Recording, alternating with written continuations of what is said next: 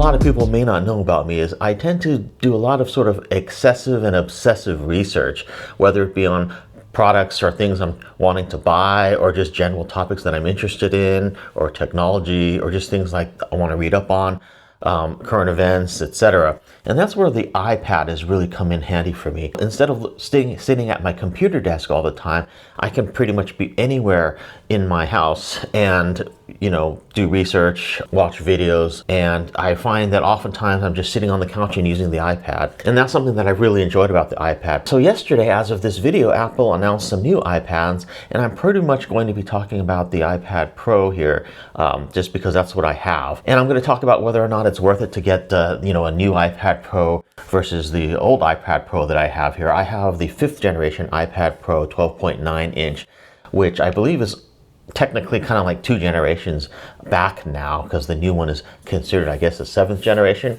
But this is an M1 iPad Pro, and I've really been pretty happy with it. And I also do have the Magic Keyboard as well for it, so I have it mostly attached to the Magic Keyboard, although sometimes when I'm reading an article I like to put it in portrait mode and just hold it in my hand like that.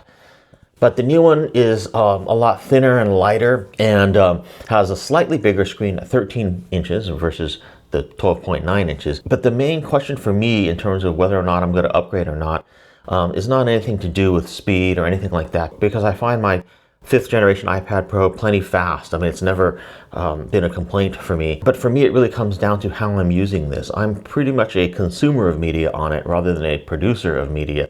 I don't use Final Cut Pro on my iPad. I use the Mac Studio for that, which is behind me there, with the big monitor, the Pro XDR display, and all that kind of stuff. So really, it's just a reading device for research, a YouTube device, a Netflix device, and some other streaming services device for me. And usually I don't upgrade my iPad unless I really need to. In many cases, if the battery seems like it's dying and just doesn't last very long anymore. But I don't have that issue with my current iPad at all. I actually only tend to charge it to about 80 or 85%, and I'll post a procedure for how to do that up here at the top. But for the past few years of doing that, I really preserved the battery life on this, and the battery still lasts quite a long time. It doesn't seem to drain very fast at all. So I don't feel like the battery on this older iPad Pro is impacted really at all in terms of the battery life. So no complaints there. I have had previous iPads where the battery was kind of dying, and then I felt like I needed to upgrade because of that. But I don't have that situation with this iPad. Now, the new iPad Pro, being a lot thinner, I think has a smaller battery. And Apple didn't actually talk about the battery life in their keynote at all, other than to say that it has about the same battery as prior versions. So it really remains to be seen how good the battery life really is in the brand new iPad Pro, the real thin one, because the thinner you get, the smaller the battery inside needs to be. So it probably has a smaller battery in there, and that is a concern for me if the battery life in the new one is not as good as in the old one. So that remains to be seen in the marketplace when more reviews come out and stuff like that. But that's important to me, and one of the reasons why I have decided that I'm not going to get the new one, at least not initially. And then the other concern for me is I don't really travel a lot with my iPad Pro, so I don't necessarily need it to be a lot lighter and smaller.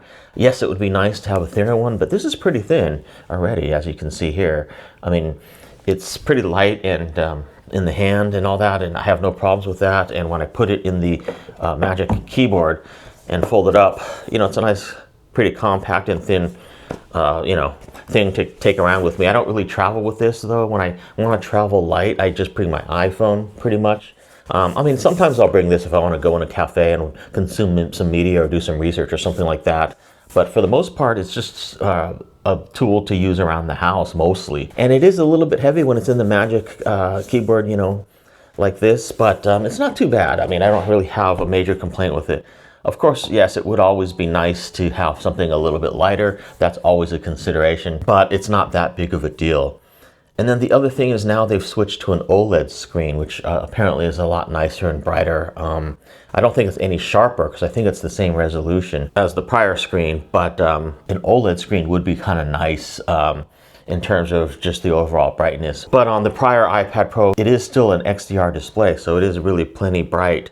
And when I bring this up to full brightness, I mean, it is really bright. Sometimes if I'm in a dim room, it's even too bright where I have to dim it. So where it's even like too bright, it almost hurts my eyes. So, no complaints with the prior version iPad brightness at all. And the other thing I'll note is on storage.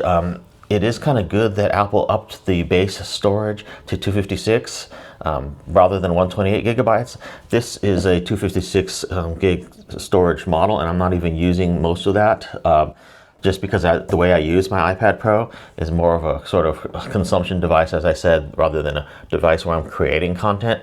So for me, that's all I would need is 256, and I'm kind of glad that they upped it on the base model of the new iPad. And then I guess the other difference is they've also improved the Magic Keyboard. They actually now added another top row here, another function row on the top, whereas the old one that I have here does not have that. But I don't know how often I would necessarily need to use a function row. It would be nice to have, but I don't know how often I would use it. They did increase the size of the trackpad as well, and that's also a plus. So anyway, those are just some considerations on whether or not, to upgrade that I'm thinking about for myself. For me right now, I'm just kind of holding off. I'm not really going to upgrade. But in the future, if I see any kind of battery degradation with my current iPad Pro, and I hear that the new one does have really good battery life, then I would probably consider maybe upgrading. But as it stands right now, for the way that I use my iPad, I have no reason to upgrade at all. I'm perfectly happy with the screen, with the brightness, with the Retina display, the XDR display. And really what it generally mainly comes down to is if they came out with a larger iPad Pro, I would definitely upgrade. I was kind of hoping for maybe something like a 16-inch iPad Pro with a larger screen. If they came out with that, I would definitely want that. But the new one is basically the same size. They just went from 12.9 to 13-inch. Which is basically the same size screen. So, for me, I'm finding very little reason to actually upgrade to the new one at this point. And again, I'm not really talking about the new iPad Air model in this video because I'm just not familiar with that line at all. And I've never really had an iPad Air. I've always just got the iPad Pro. But they do have some new iPad Air models as well, which do look very nice. And are priced a lot better. So yeah, this video has just been sort of my miscellaneous comments on the new Apple iPad announcement that came out yesterday. And I would love to hear what your thoughts are in the comments field about the new iPads, and basically let us know like why you might get the new iPad or why you may not get it. See you in my next video.